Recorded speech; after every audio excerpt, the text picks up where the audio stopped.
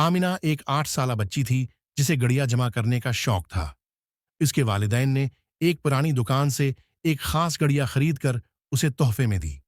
गड़िया बड़ी खूबसूरत थी, लेकिन उसकी आंखें अजीब हद तक हकीकत के करीब लगती थीं, जैसे वो किसी को देख रही हूं।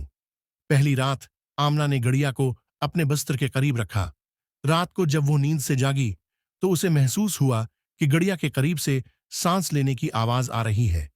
आमना ने खौफजदा होकर रोशनी जलाई, लेकिन गड़िया अपनी जगह पर थी, बिल्कुल बेहरकत। अगली रात आमना ने देखा कि गड़िया का चेहरा किसी हद तक मुख्तलिफ लग रहा था, जैसे वो मुस्कुरा रही हो।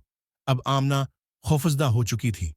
उसने गड़िया को अलमारी में बंद कर दिया, लेकिन रात को उसे महसूस हुआ कि कोई चीज अलमारी के दरवाजे को अंदर से धकेल रही है। अगली सुबह आमना ने अपने वालिदैन को सब कुछ बताया, लेकिन उन्होंने उसकी बात को बिचगाना तस्वर किया। रात को आमना ने अलमारी के बाहर गुड़िया को खड़े देखा। गुड़िया के होंठ हल रहे थे और उसने सरगोशी में कहा, मुझे आजाद होना चाहिए, करो, वरना ये घर मेरा होगा। आमना ने अगले दिन गड़िया को जंगल में फेंक दिया, लेकिन घर वापस आते ही वो गड़िया दोबारा अपनी जगह पर मौजूद थी। उसकी आंखें आमना पर जमी हुई थीं।